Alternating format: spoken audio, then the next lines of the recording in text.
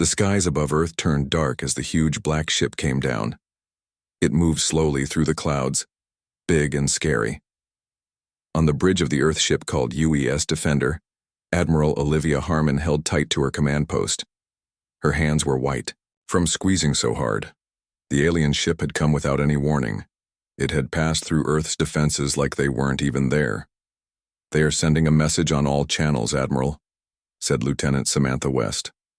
Her voice was calm, but her eyes showed fear. On the big screen, the alien king appeared. This was King Zaroth of the Vraxian Empire. He was scary to look at, with shiny scales and eyes that burned like distant stars. Behind him stood a slim figure wrapped in shiny cloth. "Humans of Earth," King Zaroth's voice filled the command center.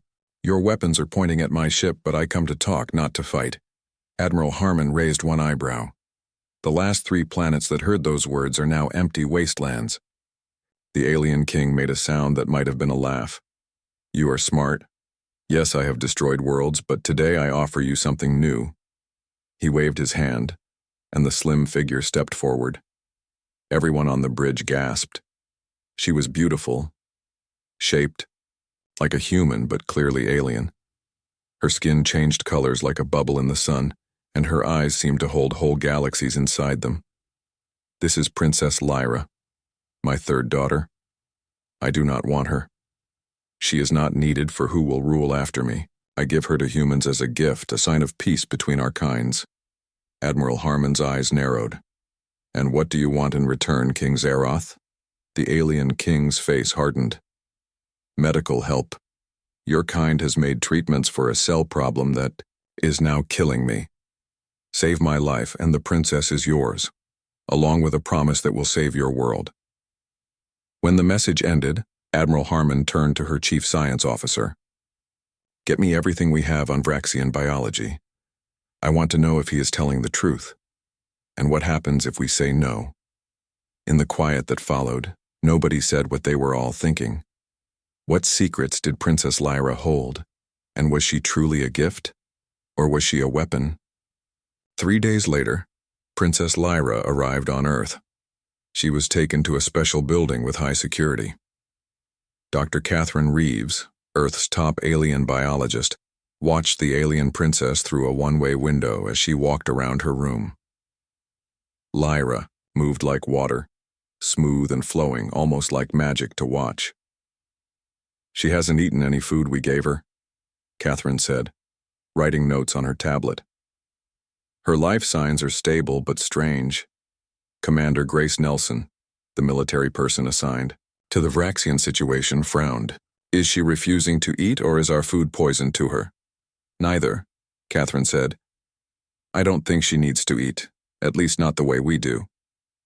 The door to the watching room opened, and Admiral Harmon came in with a serious face. "The medical team has looked at King Zaroth's condition. He is dying for sure, but our treatments would only give him months, not years." "So he is desperate," Grace said. "Desperate enough to offer his own daughter?" Catherine wondered out loud. She watched as Lyra put her hand against the window, her skin changing to match the exact color of the wall behind her. "I need to talk to her directly," Catherine decided suddenly. "There's something we're missing." Despite security rules, Catherine went into Princess Lyra's room alone. The alien woman turned, her eyes getting slightly wider. The first real reaction they had seen from her. "You are not like the others," Lyra spoke. Her voice was like music, with many layers, as if several voices were speaking together perfectly. "I'm a scientist," Catherine explained. "I study living things." Lyra tilted her head. "And am I a test subject to you, Dr. Catherine Reeves?" Catherine tried to hide her surprise that Lyra knew her name. "You're a person, one who might be able to tell us why your father would trade you for a few more months of life." Something flashed across Lyra's face, maybe pain or fear. "My father did not trade me for his life.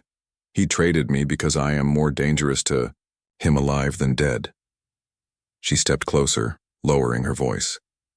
"And soon the Vraxians will come to take me back, not because they love me, but because they fear what I will tell you." "Tell me what?" Catherine whispered. Lyra's skin rippled, showing complex patterns that looked like math equations. The truth about the stars that have been disappearing from your skies. The war that has already begun. Catherine felt a chill go down her spine. What do you mean, stars disappearing? My people, the Vraxians, are not just conquerors, they are harvesters, Lyra said, her voice barely above a whisper. They take the energy of entire solar systems. They collapse stars and capture the power that comes out. Catherine shook her head, not wanting to believe. That's not possible. The energy required to... It is very possible. Lyra cut her off. And Earth is on their list. My father didn't come here just for medical help. He came to scout your defenses to see how hard it would be to take your son. Then why are you telling me this? Catherine asked. You're betraying your own people. Lyra's eyes seemed to darken, the galaxies inside them swirling faster. They are not my people, not fully. My mother was from a world the Vraxians destroyed 20 years ago. I am only half Vraxian. Catherine's mind raced, trying to process what she was hearing. So you're helping us. Why? Revenge? Justice, Lyra corrected. And maybe hope. There are others like me, children of conquered worlds. We have been planning, waiting. Earth could be the ally we need. A small alarm beeped on Catherine's wrist device. Security check, she explained. I need to respond or they'll come in. As Catherine moved to the door, Lyra called after her. Be careful who you tell. The Vraxians have ways of listening that you don't understand yet. Catherine paused at the door. How do I know I can trust you? Lyra's skin shifted to a deep blue, almost black like the night sky. You don't. But soon you will have no choice but to try. As Catherine left the room, her mind was spinning with questions. If what Lyra said was true, Earth was in far more danger than anyone had realized. And this beautiful, strange alien princess might be their only hope of survival. That night, Catherine couldn't sleep. She kept thinking about stars disappearing, about a war already in progress that humanity knew nothing about a king who would trade his daughter, and a princess with secrets in her eyes. Tomorrow, she would have to tell Admiral Harmon.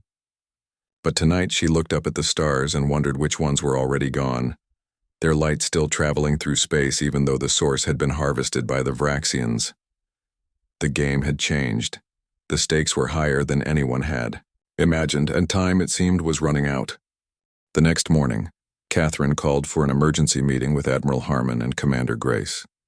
They met in a small, secure room deep inside the Earth Defense Building. The walls were specially made to block any signals from going in or out.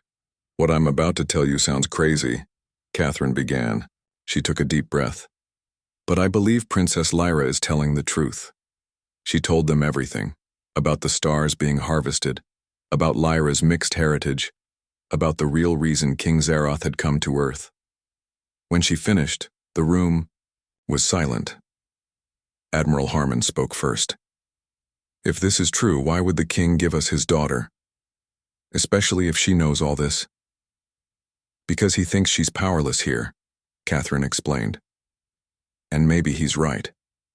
But she says there are others, like her, children from conquered worlds who have been planning something. Commander Grace frowned. This could be a trick. She could be feeding you lies to make us trust her. I've thought of that, Catherine admitted. But why? What would be the point? To make us let down our guard, Grace suggested. Or to cause panic. Admiral Harmon stood up and walked to the small window. Outside, people went about their normal lives, not knowing that aliens were planning to harvest their son. We need proof, she said finally. Something that confirms her story. Catherine nodded. Lyra said she can show us the stars that have already disappeared. If our astronomers can confirm it, do it, Admiral Harmon ordered. But keep this quiet. If the public finds out, there would be worldwide panic, Grace finished. Later that day, Catherine returned to Lyra's room with a star chart and a small device that could project the night sky. I need you to show me which stars have been harvested, she said without greeting. Lyra looked up from where she sat cross-legged on the floor. Today her skin was a pale blue like Earth's sky. You told your leaders, she said. It wasn't a question. Yes, and they want proof. Lyra stood gracefully. Of course they do. I would too. She took the projector and activated it. A map of stars filled the room. This is outdated, she said.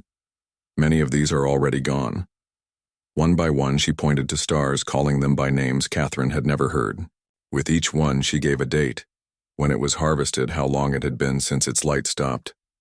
Our best telescopes wouldn't have detected these changes yet, Catherine realized. The light from these stars is still reaching us. Yes, Lyra said. But if you look with the right instruments, you'll see the energy flare from the harvesting process. It's distinct, not like a natural supernova. Catherine sent the information to Earth's top astronomers. Within hours, they confirmed that unusual energy signatures had been detected from several of the locations Lyra had identified. She's telling the truth, Catherine told Admiral Harmon that evening. Or at least part of it.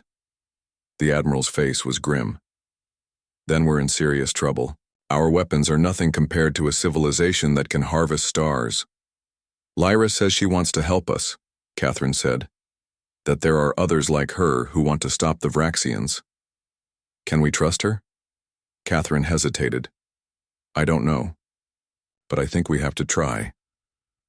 When Catherine returned to Lyra's room the next day, she found the alien princess standing by the window, looking at the sky. Your scientist confirmed my story, Lyra said without turning around. Yes, Catherine replied.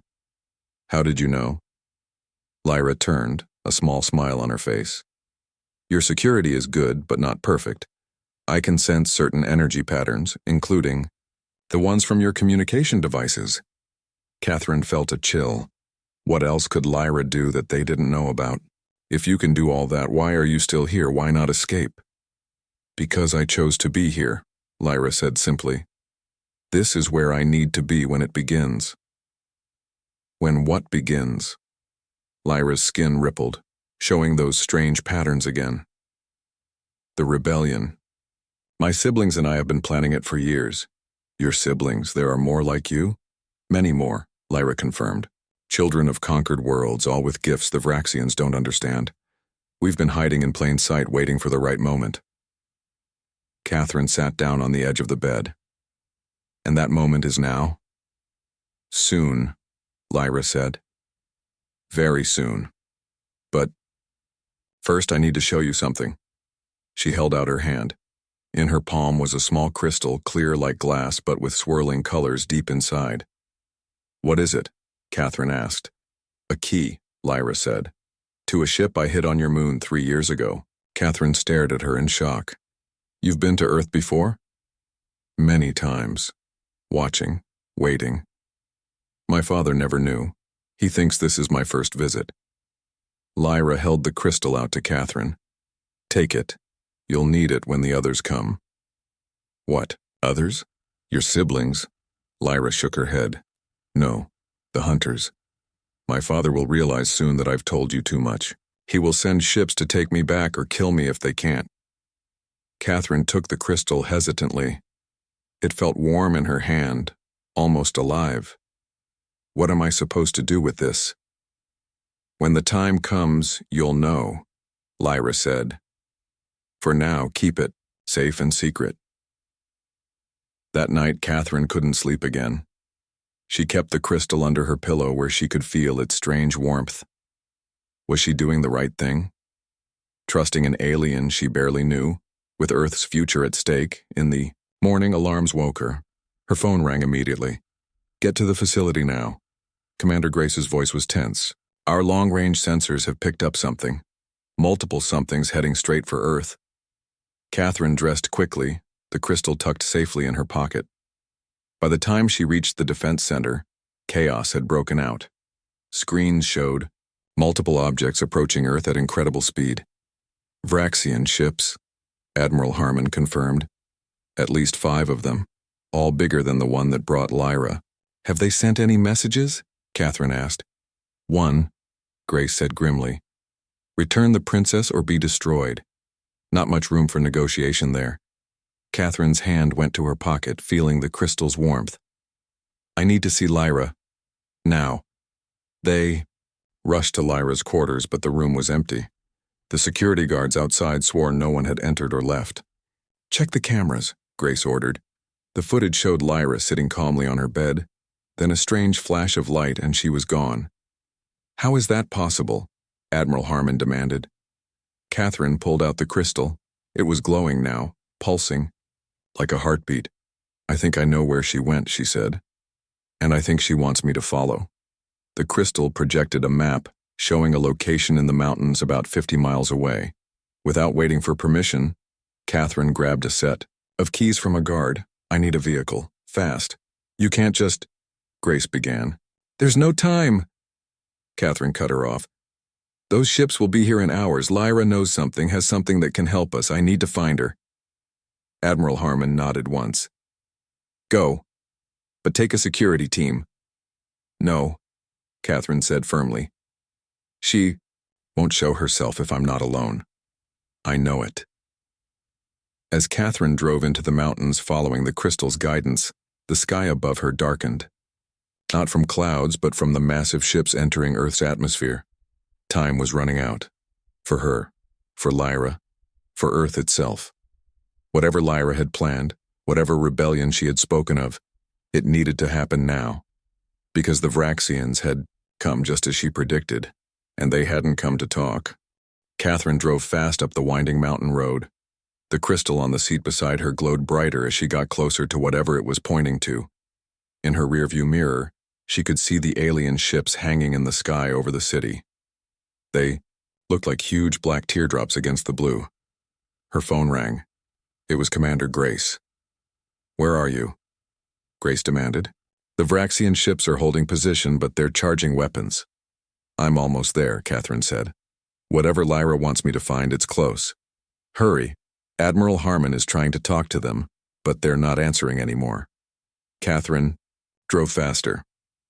The road ended at a small clearing in the forest. The crystal was pulsing rapidly now, almost too bright to look at. She got out of the car and held it in her hand. "Now what?" she asked aloud. As if in answer, the crystal shot a beam of light straight ahead. It hit a patch of empty air, but instead of going through, it spread out like it had hit something solid. The air rippled, and suddenly Catherine saw it. A small ship, sleek and silver, hidden by some kind of cloaking technology. A door opened in the side of the ship. Lyra stood there, her skin shifting through shades of blue and purple. "You came," she said. "Good. You left without telling me." Catherine accused, walking toward the ship. There was no time. My father's hunters arrived sooner than I expected. Inside the ship was a single room filled with strange technology. Screens showed the Vraxian ships above Earth, as well as maps of stars and planets Catherine didn't recognize. "What is this place?" she asked. "My personal ship," Lyra explained. "I've been using it to travel between rebel bases for years." "Rebel bases?" Lyra touched a screen, and it showed images of other aliens, many looking similar to her but with different, colored skin. "My half-siblings and others who oppose my father's star harvesting. We've been gathering forces, preparing." She turned to Catherine. "But we need help. We need Earth." "Earth? What can we do against ships that can destroy stars?" Lyra smiled. "More than you think. Your scientists have developed technologies that work in ways the Vraxians don't understand, ways that can disrupt their harvesting tools." She pointed to another screen showing complex diagrams. "This is how their harvesting technology works. And this," she pulled up another image, "is something your military developed last year, a type of energy field that can block their beams." Catherine stared at the screen. "That's classified technology. How do you know about it?" "I've been watching Earth for a long time," Lyra said simply. "Your internet security is not very good." Catherine wasn't sure whether to be impressed or alarmed. "So what's your plan?" "First, we need to contact my siblings. Let them know it's time." Lyra moved to what looked like the ship's control center. "Then we need to get this information to your military leaders. They need to prepare the defense system." "And then what? We just fight off 5 Vraxian warships?" No, Lyra said. We don't fight them, we trap them. She explained her plan. The rebels had developed a way to create an artificial wormhole, a tunnel in space.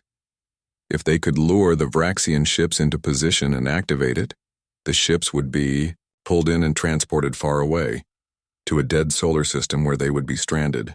Will it work? Catherine asked when Lyra finished. It has to, Lyra said simply.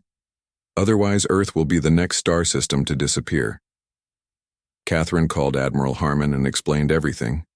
At first, the Admiral was skeptical, but when Catherine sent the technical data from Lyra's ship, she started to believe. If this is real, Harmon said, we need to act fast. The Vraxians have given us 2 hours to hand over the princess before they open fire. Tell them you're bringing her, Lyra suggested. Tell them you've decided to cooperate. And then what? Then we spring the trap, Lyra said, her eyes gleaming. While Catherine was talking to Admiral Harmon, Lyra sent signals to her rebel allies. Within minutes, she received responses. Ships were on their way. But would they arrive in time? We need to get back to the city, Catherine said after finishing her call. Admiral Harmon is gathering the Defense Council. They need to see all this in person.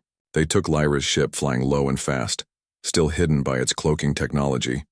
As they approached the city, they could see people in the streets, pointing up at the Vraxian ships. Some were running, others just staring in shock. They know. Something's wrong, Catherine said. Look at them. Fear, Lyra said softly. I know it well. My people lived in fear of the Vraxians for generations before they finally came and destroyed our world. Catherine looked at her. You never talk about your mother's people. Lyra's skin darkened to a deep blue. It's painful. They were peaceful, scientists and artists. They had no weapons, no defenses. When the Vraxians came, they didn't even understand what was happening until it was too late. I'm sorry, Catherine said. Don't be sorry, Lyra replied. Be ready, because the Vraxians won't show mercy if they win. They landed on the roof of the Earth Defense Building.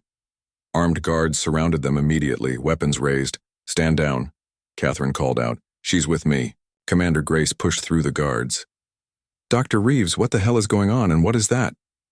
She pointed at the ship. It's Lyra's ship, and we have a plan. They hurried inside to the main command center. Admiral Harmon was there with the top military leaders from around the world. On the big screen, they could see the Vraxian ships, still hanging in the sky like deadly shadows. 1 hour until their deadline, someone reported. Lyra stepped forward. All eyes turned to her. I can help you stop them, she said, but I need your trust and your help. For the next 30 minutes, she explained her plan in detail. The Earth's scientists and engineers listened in amazement as she described technologies they had only dreamed of.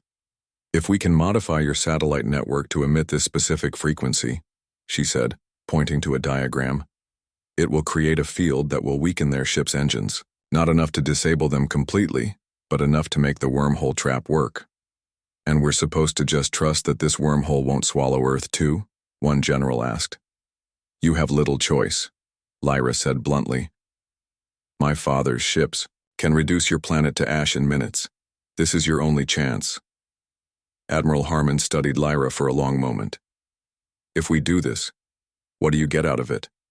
Why help us? Because Earth is valuable to the rebellion, Lyra said. Your technology, your resources, your people, and because... She glanced at Catherine. I've grown fond of some of you. In the end, they agreed to try Lyra's plan. Earth's engineers began modifying the satellite network according to her specifications, while military forces were positioned strategically around the globe, ready to activate the special energy fields if needed. 30 minutes to deadline, a voice announced. Catherine stood with Lyra at a window, looking up at the Vraxian ships. Will your siblings get here in time? She asked quietly. I don't know, Lyra admitted. Space travel isn't exact. Wormholes can be unpredictable. And if they don't come... Lyra was silent for a moment. Then we fight with what we have, and hope it's enough. There's something you're not telling me, Catherine said. It wasn't a question. Lyra turned to her galaxy, eyes serious. Many things. But one important thing. Creating the wormhole requires an enormous amount of energy. Energy we don't have. Then how? There is a way, Lyra said. But it has a cost. A personal cost. Before Catherine could ask what she meant, alarms began to sound. One of the Vraxian ships was moving, coming lower in the atmosphere. They're getting impatient, Commander Grace said, rushing up to them. We need to do something now. Lyra's crystal suddenly flared with light. She smiled. They're here, she said. On the screens, new ships appeared. Dozens of them, smaller than the Vraxian warships, but sleek and fast.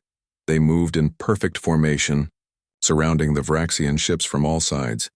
The rebellion has arrived, Lyra announced. Now we can begin. The command center erupted in chaos as the rebel ships appeared on the screens. Earth's military leaders had never seen anything like it. The new ships moved like they were dancing, flowing around the larger Vraxian warships in complex patterns. Are they attacking? Admiral Harmon asked, watching the screens closely. Not yet, Lyra explained. They're getting into position. The wormhole needs to capture all the Vraxian ships at once, or some will escape. A new message came through on the communication system. The face that appeared on the screen looked similar to Lyra, the same shifting skin, though hers was more green than blue and eyes that held galaxies. She was clearly one of Lyra's siblings. Lyra, we're in position, the green-skinned alien said. The energy matrix is ready. Thank you, Nyla, Lyra replied. Earth's forces are preparing their part as well. Admiral Harmon stepped forward. I am Admiral Olivia Harmon of Earth. We're grateful for your assistance. Nyla nodded. The enemy of our enemy is our friend, Admiral. But make no mistake, this battle is far from won.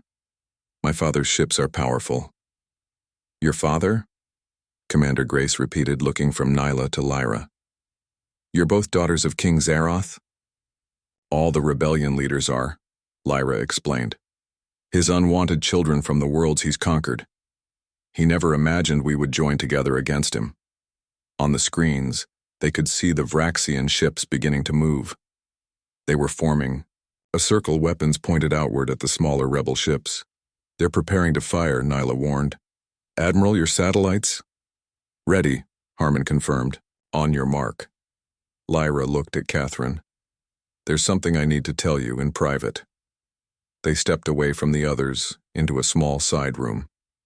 Lyra's skin was pulsing with those strange patterns again, faster than before. The wormhole, energy, Catherine said. You were going to tell me the cost. Lyra nodded. It requires a living catalyst, someone connected to both worlds, Vraxian and the target world. Catherine's eyes widened as she understood. You. It needs you. Yes, Lyra said simply. My body can channel the energy needed to create the wormhole, but the process is not survivable. No, Catherine shook her head. There has to be another way. There isn't. Not in the time we have. Lyra took Catherine's hands in hers. Her skin felt warmer than usual. This was always my purpose, Catherine. Why I came to Earth. Why I chose you. Chose me. For what? To continue our work. After I'm gone. Lyra pressed something into Catherine's hand, another crystal, smaller than the first. This contains everything. All our research, our plans, the locations of rebel bases, the weaknesses in Vraxian technology. Catherine felt tears forming in her eyes. I don't want this. I don't want you to die. I know, Lyra said softly. But sometimes what we want doesn't matter. Only what needs to be done. An alarm sounded from the command center. They hurried, back to find everyone staring at the screens in horror. The Vraxian ships had opened fire on the rebel ships, which were darting away, trying to avoid the deadly beams. We're out of time, Nyla's voice came through, urgent now. Lyra, we need to activate the wormhole. Lyra straightened her shoulders and turned to Admiral Harmon. Activate your satellites now, full power. Admiral Harmon gave the order. Around the world, the modified satellite network hummed to life, sending invisible waves of energy toward the Vraxian ships. On the screens, they could see the effect immediately. The giant ships slowed, their weapons fire becoming less intense. "It's working," Commander Grace exclaimed. "Their ships are weakening." "Not enough," Lyra said grimly. "Not for the wormhole." She turned to Catherine. "I have to go. My ship has the equipment I need." "I'm coming with you," Catherine said immediately. "No," Lyra shook her head. "It's too dangerous." "I don't care," Catherine insisted. "I'm not letting you do this alone." After a moment, Lyra nodded. "Very well, but we must hurry." They raced back to Lyra's ship on the roof. Inside, Lyra went straight to a strange device in the center of the main room. It looked like a chair surrounded by curved metal arms. "What is that?" Catherine asked. "The catalyst chamber," Lyra explained as she worked quickly, adjusting settings and connecting cables. "It will channel my energy to create the wormhole." Outside, they could see the battle raging. The rebel ships were taking heavy damage now, several of them showing signs of fire and destruction. "We're losing," Catherine said, watching through the ship's windows. "Not yet," Lyra said. She finished her preparations and sat in the strange chair. The metal arms closed around her, touching her skin. "Catherine, I need you to operate the controls when I tell you. Just press the red panel there." Catherine moved to the control panel Lyra had indicated. "What will happen, exactly?" "The chamber will draw energy from me, from the special properties in my hybrid DNA. That energy will create a tear in space, which the rebel ships will then expand into a wormhole large enough to swallow the Vraxian fleet. And you?" Lyra's eyes met hers. "My consciousness will end, but perhaps some part of me will continue, somewhere in the universe." Catherine wiped away tears. "I just met you. It's not fair." "Few things are," Lyra said gently. "But in the short time we've known each other, you've shown me something I never expected to find on Earth. A kindred spirit." The ship shook as something exploded nearby. On the communication screen, Nyla appeared again, her face streaked with what looked like green blood. "Lyra, we can't hold them much longer." "We're ready," Lyra called back. "Prepare the amplifiers." Nyla nodded grimly. "May the stars guide you, sister. And you," Lyra replied. The screen went dark. Lyra closed her eyes and took a deep breath. The patterns on her skin began to glow brighter, spreading until her entire body seemed to be covered in shining symbols. "Now, Catherine," she said. "Press the panel." Catherine hesitated, her hand hovering over the red panel. "Lyra." "Please," Lyra said, "for Earth, for all the worlds that will be next if we fail." With a heavy heart, Catherine pressed the panel. The machine hummed to life. Lyra's body arched in the chair as energy began to flow from her into the machine. Her skin glowed brighter and brighter, almost too bright to look at. Through the windows, Catherine saw a point of light appear in the sky, right in the middle of the circle of Vraxian ships. The point grew, expanding rapidly into a swirling vortex of energy, the wormhole. The rebel ships moved away quickly as the vortex grew. The Vraxian ships tried to flee, but the satellite network had weakened their engines too much. One by one, they were pulled into the swirling mass of energy. In the chair, Lyra was fading. Her once solid form was becoming transparent, like she was turning into pure light. "Lyra!" Catherine cried, reaching for her. Lyra's eyes opened one last time. "Don't mourn me, Catherine, this is not an end. It's a beginning." Her voice sounded distant now, echoing. "Take the crystal, find the others, continue our work." "I will," Catherine promised through her tears. "I swear it." With a final surge of energy, Lyra's body dissolved completely into light. The light shot upward, out of the ship and into the sky, joining with the wormhole. The vortex pulsed once, twice, then collapsed in on itself with a flash so bright Catherine had to shield her eyes. When she looked again, the sky was empty.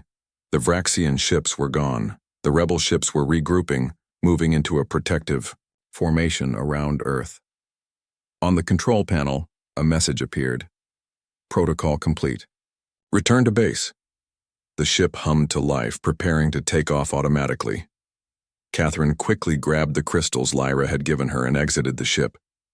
As soon as she was clear, the door closed and the ship rose into the air, cloaking itself once more before disappearing into the sky.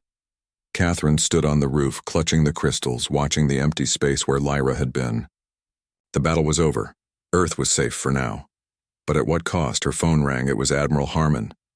Dr. Reeves, what happened? The Vraxian ships are gone and our sensors show some kind of space anomaly. The wormhole worked, Catherine said quietly. They're gone. And Lyra? Catherine looked down at the crystals in her hand. One was dark now, its light gone, but the other still glowed with a soft, steady pulse. She's gone too, Catherine said, but she left us a way forward. 1 month had passed since the battle. Earth was different now. Everyone knew aliens were real. Everyone knew the story of how Princess Lyra had saved them from the Vraxian fleet. Catherine sat in her new lab, built specially for her work with alien technology. On her desk sat the crystal Lyra had given her, glowing softly in its special holder. Around her, a team of scientists worked with pieces of technology from the rebel ships. After the battle, Nyla and 3 other rebel leaders had come to Earth. They brought gifts of knowledge and technology, offering an alliance. Earth had accepted. Now humans and aliens worked side by side, preparing for the day when the Vraxians would return. Because they would return, everyone knew that. King Zaroth would not forget what had happened here. Dr. Reeves? A voice called from the doorway. It was Commander Grace, now General Grace after her promotion. The council is ready for your report. Catherine nodded and gathered her notes. The World Defense Council met every week now to discuss the alliance with the rebels and the preparations for future attacks. Catherine was their expert on Vraxian technology, thanks to the knowledge Lyra had left her. As she walked with Grace to the meeting room, Catherine touched the small crystal pendant she wore around her neck. It was a piece of the larger crystal, set in silver. It reminded her of Lyra every day. Any word from the deep space monitors? She asked Grace. Nothing yet, Grace replied. No sign of Vraxian activity in our sector. Nyla thinks they're regrouping, planning their next move. They'll be back, Catherine said, and they'll be angry. The council meeting was long but productive. Earth's leaders had finally understood the threat they faced and were working together like never before. Old enemies had become allies in the face of a common danger. It was amazing what the fear of extinction could do to politics. After the meeting, Catherine returned to her lab to find Nyla waiting for her. The alien woman's green skin was shifting through shades of emerald and jade today, a sign of good spirits among her kind. Catherine, Nyla greeted her. I've received news from our scouts. They've found something I think you'll want to see.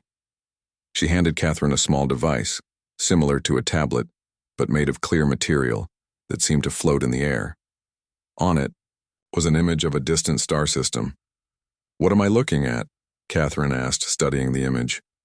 The Mara Nebula, Nyla explained. Far from here, on the other side of the galaxy, our scouts detected an unusual energy signature there, one that matches Lyra's. Catherine's heart jumped. But that's impossible. Lyra dissolved. She became energy to create the wormhole. Yes, Nyla agreed. But energy cannot be destroyed, only changed. She touched the image, zooming in on a small planet circling a blue star. Here, the signature is strongest here. What are you saying? Catherine asked, hardly daring to hope. That Lyra is somehow alive? Not alive as you... Or I would define it, Nyla said carefully, but not gone either. Her energy, her essence, seems to have reformed somehow. It's never happened before with other catalysts. Catherine stared at the image, thinking of Lyra's last words to her. This is not an end. It's a beginning. How soon? Can we get there? she asked. Nyla smiled. I thought you might ask that. I've already prepared a ship. With our fastest engines, it will take 3 months to reach the Mara Nebula. 3 months, Catherine repeated.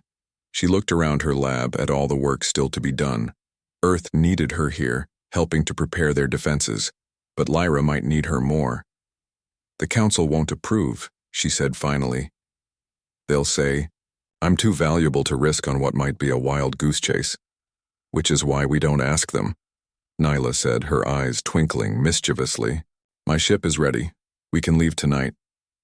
Catherine thought for a long moment. I need to leave instructions for my team, and I'll need to bring certain equipment, just in case. Of course, Nyla agreed. Midnight, at the old landing site in the mountains. After Nyla left, Catherine sat at her desk, thinking. Was she really considering this? Leaving Earth when it needed her most, chasing what might be nothing more than a ghost? She touched her pendant again, feeling its warmth. Since Lyra had given it to her, it had never grown cold or stopped glowing. Sometimes late at night, Catherine thought she could hear whispers from it, like distant songs in a language she didn't understand. Making her decision, Catherine began preparing. She recorded detailed instructions for her team, packed essential equipment, and wrote a letter to Admiral Harmon explaining her actions. She wouldn't ask permission. It was easier to ask forgiveness later. That night, Catherine drove back up the winding mountain road where she had first found Lyra's ship. Nyla was waiting, her own ship uncloaked and ready. It was larger than Lyra's had been, built for long journeys through space. Are you sure about this? Nyla asked as Catherine approached with her bags. 3 months is a long time to be away from your world. I'm sure, Catherine said firmly. If there's even a chance Lyra is out there somehow, I have to try to find her. Nyla nodded. She chose well when she chose you. I can see why she trusted you above all others. Inside the ship, Catherine found a small cabin prepared for her. It was comfortable, with a bed, desk, and even some books. Earth books that Lyra must have collected during her visits. As the ship took off, rising smoothly into the night sky, Catherine looked out the window at Earth growing smaller below. She had never imagined leaving her planet, traveling among the stars.